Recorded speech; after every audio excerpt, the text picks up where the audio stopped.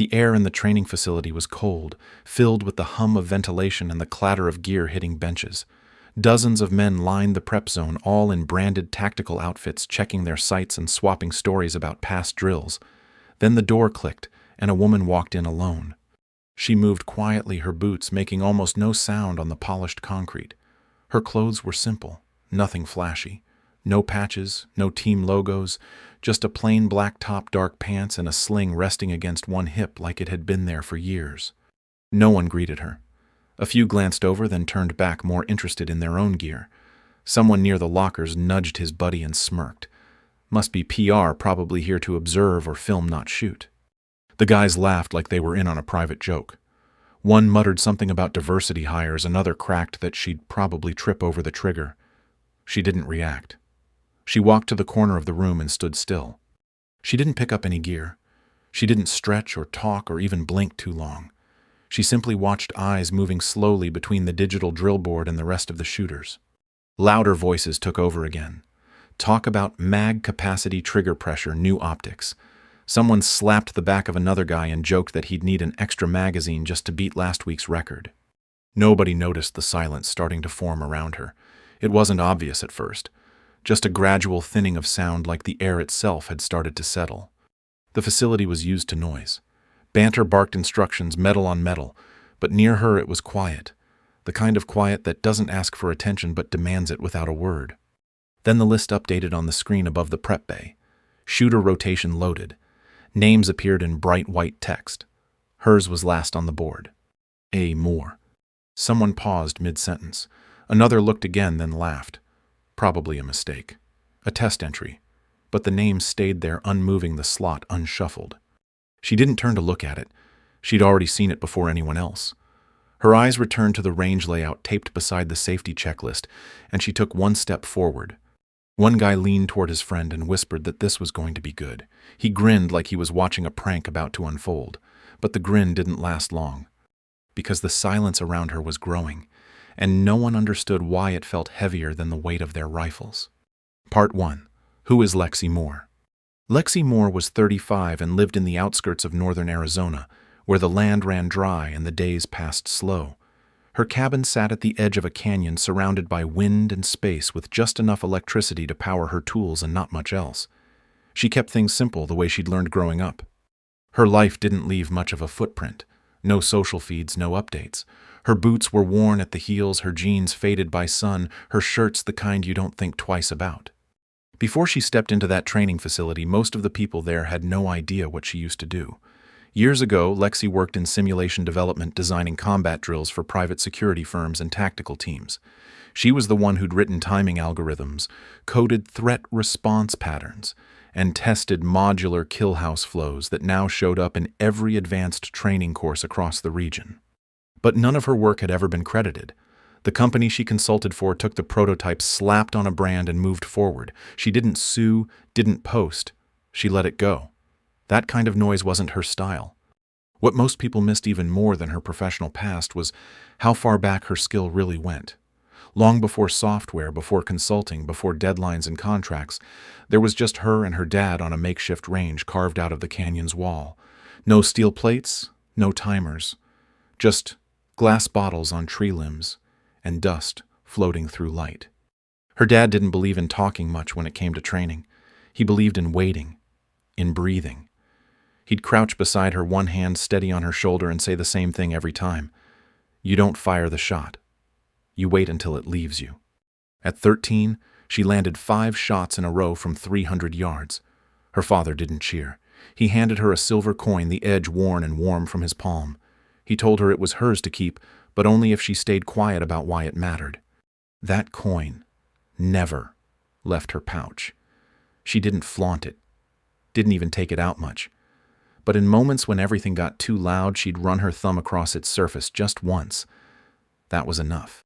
Lexi never liked being underestimated, but she never fought to be noticed either. She didn't fill space with noise. She filled it with presence. The kind that didn't need a microphone or a spotlight to be remembered. Most people in that facility wore names stitched into their chest plates. She wore silence. She wore steadiness. She watched people the way her father taught her to watch terrain, looking for movement before it happened. Her strength wasn't built in gyms or on digital leaderboards. It was built over years of stillness, observation, and failure with no one watching, built on days where hitting a target meant adjusting to the wind instead of adjusting the optic. She never aimed to impress anyone.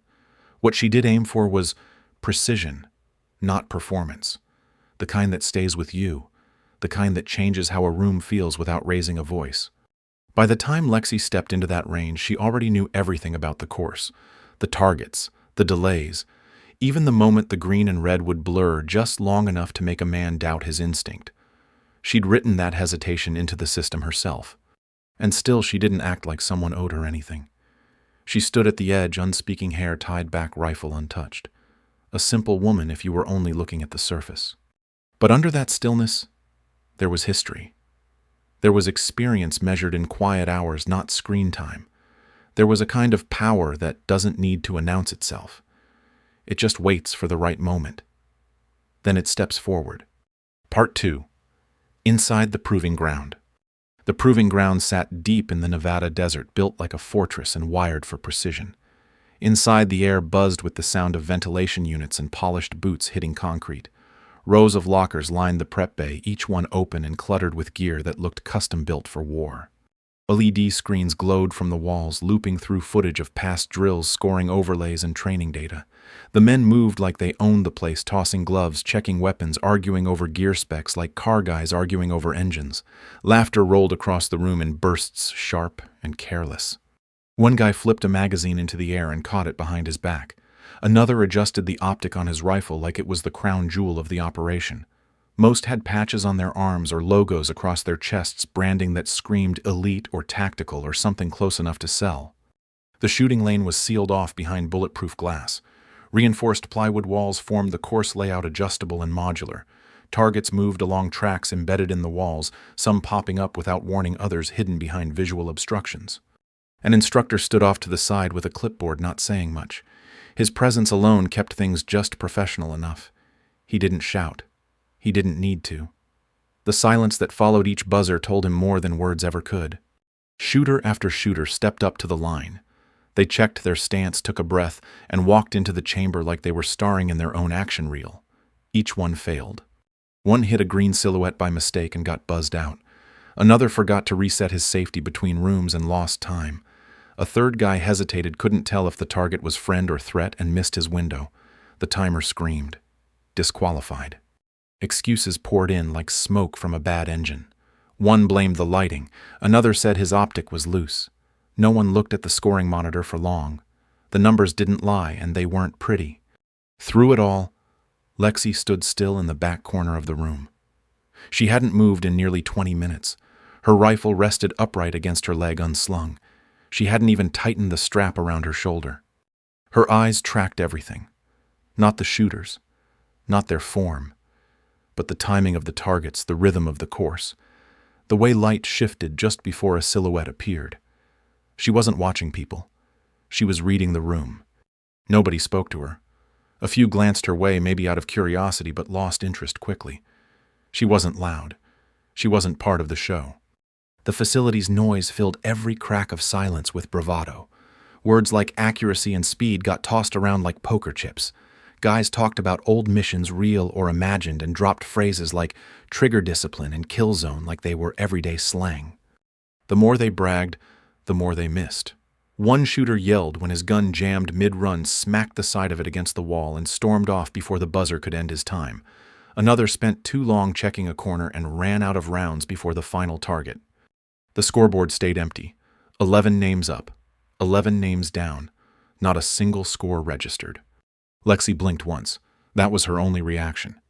In the control booth, 2 technicians leaned over the displays, whispering back and forth about how bad the fail rate was getting. The system wasn't broken. The shooters were just off. Too fast, too loud, too sure of themselves. One of them noticed Lexi and hesitated. Her name looked familiar, but he couldn't place it. She wasn't in the top-tier logs. Not in any recent drills. Just a name A. Moore listed last on the roster.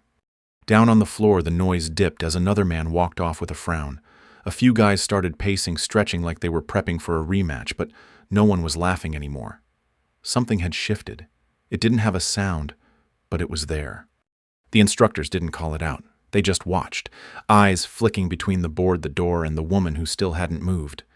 No one knew what was coming, but for the first time all morning they felt it. Quiet, heavy, waiting. Part 3. Jokes before the storm.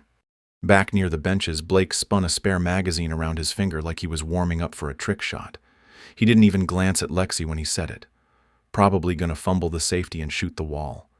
Tyler chuckled beside him, tightening the strap on his vest. Maybe she's just here to update the snack machine. They both laughed louder than the joke deserved, loud enough to pull attention from a few others.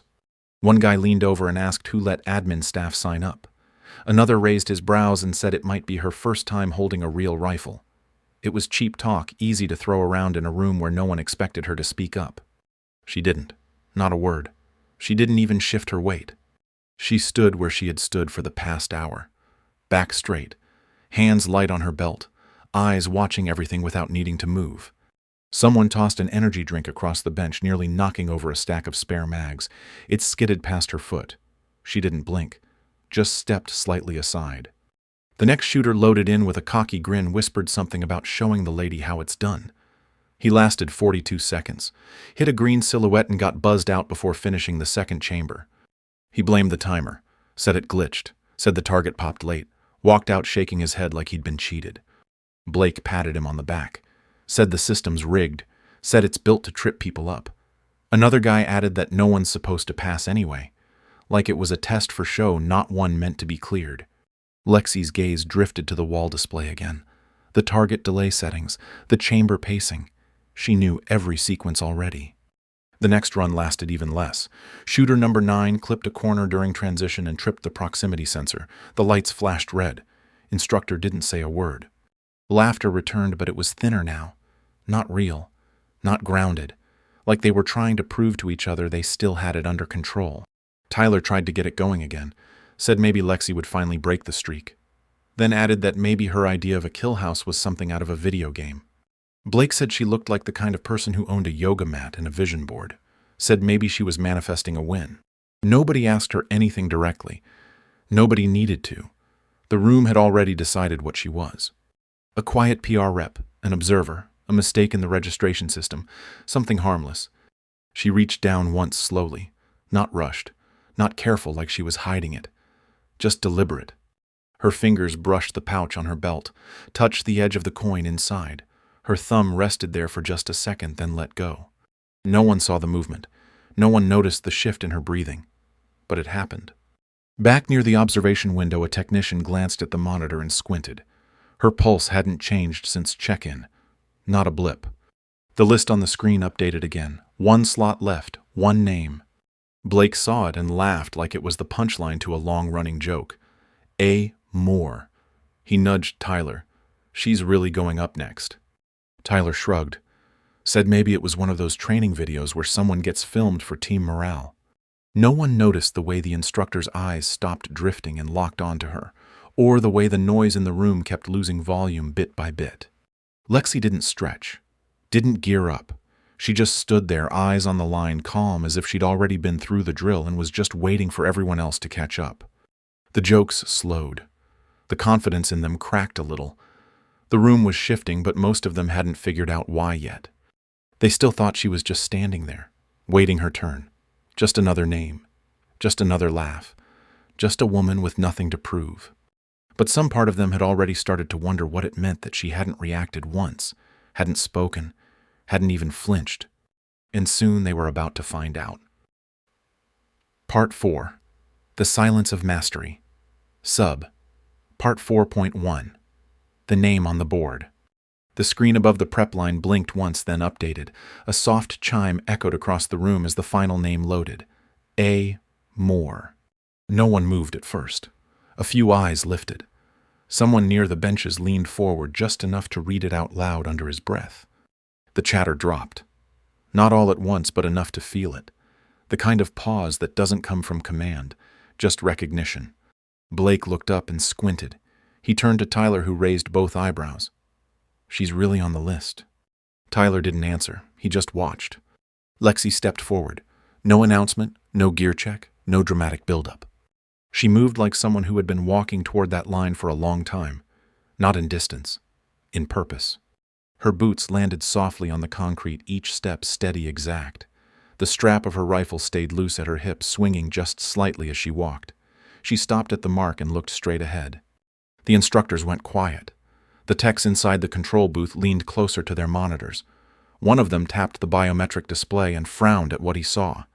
Her heart rate was low, lower than anyone who'd gone before her. No spikes, no jumps, just calm.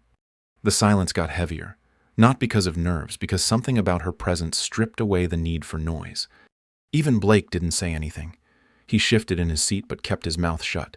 His grin was gone now. Tyler crossed his arms and stared at her back, waiting for something. Maybe a mistake, maybe a reaction. Neither came.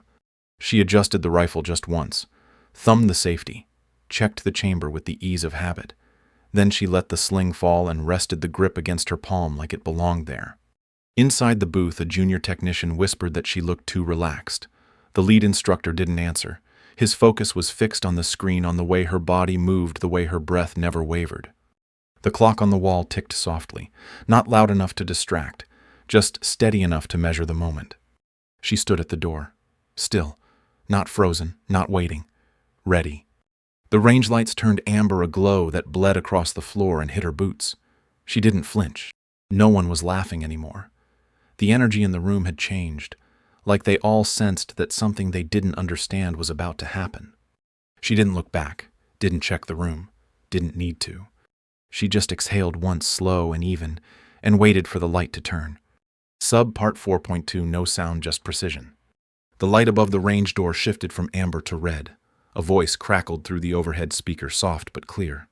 "Shooter, prepare." Lexi stepped forward. Her movement was smooth, unforced. No adjustment, no wasted momentum. She reached the threshold and paused. The door unlocked with a quiet click. Then the green light blinked once. The first chamber lit up as she entered. The space was tight framed by dark plywood with rubber mats underfoot. A red target snapped into view near the left wall. Her rifle came up before the motion finished. She squeezed the trigger once. Paper tore. She didn't rush. She didn't hesitate. The next target popped low to her right, wobbling forward in a fake stumble. She tracked it, waited, let it retreat before moving ahead. Inside the control booth, one of the techs leaned closer to the screen. Her pulse hadn't shifted, breathing rate steady. She crossed into the second chamber without breaking stride. Her footwork was clean. Her body turned slightly to clear the corner eyes already scanning. Two red silhouettes launched at once, one from the far end, the other closer angled. She fired twice. Both dropped. No double taps, no recoil compensation, just precision. The tech tapped a marker on his panel. Time to target under 1 second. Movement to fire delay nearly 0. Back on the floor, the other shooters watched in silence. No jokes now, no trash talk, just eyes fixed forward. She entered the hallway between chambers, muzzle low, but alert. Her pacing never changed. Every step matched the cadence of her breath. The third room dropped into low light. Shadows bled into each corner. A green target rolled into view, slow and deliberate. She held still, tracked its arc, let it settle, then waited. Another target snapped up behind it, red and slightly higher. She made one adjustment, fired once. The green reset, the red folded. The technician whispered something about breath cycle variance. The lead instructor didn't respond. He just stared. She advanced through the final passage. Only 37 seconds had passed. The last chamber opened wide. Obstacle shelves, scattered barriers, cluttered sight lines. She moved sideways into a lean, scanning each sector without overexposing herself. No sound followed her steps. Even the floor noise seemed lighter, like the room itself didn't want to interrupt. The final target didn't appear right away. Its track was damaged, delay, unpredictable. It wobbled when it emerged, flashing both green and red. The trap was simple. Fire too fast, hit the green. Wait too long, miss the shot. She waited, rifle steady, no twitch in her grip. The silhouette twisted once. The glitch was familiar. She had designed it that way. She let her breath fall still. Then she fired. The paper tore down the red line. The target dropped. Inside the booth, the system logged the shot. Impact centered. Margin of error under 2%. She didn't smile. Didn't breathe out in celebration. She just turned. The final buzzer sounded, clean and even, drill complete. Lexi stepped out of the chamber with the same calm she carried in. Her finger moved away from the trigger. Her hand flipped the safety back. She walked to the line, past the viewing glass. Her reflection showed briefly in the panel. Calm face, steady eyes. The screen updated. 7 shots used, 0 penalties. Final time 49.3 seconds. In the control booth, the tech looked down at the vitals again. Heart rate unmoved, respiration smooth. One instructor stepped forward. Looked like he wanted to say something. Then didn't. The room behind her stayed quiet. No one called her name. No one made a sound. She stood for a moment, adjusted the strap of her rifle, then walked back to the corner she had waited in all morning. On the main display, the hit confirmation lit up. Every red target neutralized, every green untouched. No one spoke. Not Blake, not Tyler, not the others who had laughed earlier. The technician leaned back in his chair, still watching the data feed. His voice barely rose above a whisper. She's not reacting to anything. The instructors gathered near the console, reviewing the playback. Her transitions, her timing, her control. Not one wasted movement, not 1 second lost. The coin at her hip remained untouched. She didn't need it now. The silence said everything. Lexi didn't look up at the board. She didn't need to. She had known how it would end before it started. Part 5. The system was hers. Inside the control booth, one of the junior techs was still staring at the log file. His hand hovered over the screen. Then he pointed to the registration code linked to Lexi's name. The string looked familiar but not recent. It carried an old developer tag buried in a back-end field no one had touched in years. A. Moore. Dev ID Legacy Calibration Input. The tech called over Eli Warren, lead architect, system builder, the man behind the interface every shooter in that room had struggled with. Eli stepped forward, adjusted his glasses, and stared at the screen. His eyes locked onto the tag. Then the metadata loaded. She had been there from the beginning. Her name had been part of the testing notes. She had submitted the breath-to-trigger ratio model that underpinned the timing algorithm still in use. For a moment, Eli said nothing. Just let the cursor blink on the screen. Then he looked through the glass at the woman standing quietly near the wall. He stepped out of the booth and into the room. No announcement, just his presence. The shooters turned. Even the instructors stepped aside. Everyone recognized Eli. He didn't usually leave the booth unless something needed correcting. He walked until he stood beside her. Lexi didn't move, didn't look at him, just kept her hands loosely folded, rifle still against her shoulder. Eli turned to face the others. His voice was steady. Her name is Lexi Moore. Silence settled over the room again, but this time it wasn't just respect, it was realization. You've all trained on this system, he said. Every wall, every target delay, every decision metric you've been judged by. She helped build it. Someone near the back shifted. Another lowered his eyes. She designed the original scoring curve, Eli continued. The penalty triggers, the hesitation traps, the final room with the green-red conflict. That was her. No one argued. No one needed to. The data had already said enough. She was part of the pilot team before this facility even opened. Submitted a prototype based on breath response instead of timers, wrote it in a desert trailer powered by a backup battery. Blake stared at the floor. Tyler ran a hand through his hair but didn't say anything. The others just stood still. Eli didn't raise his voice. He didn't need to. His words held weight not because of volume, but because they cut through pride like a clean shot through plywood. She wasn't credited when the system launched. That wasn't her fault.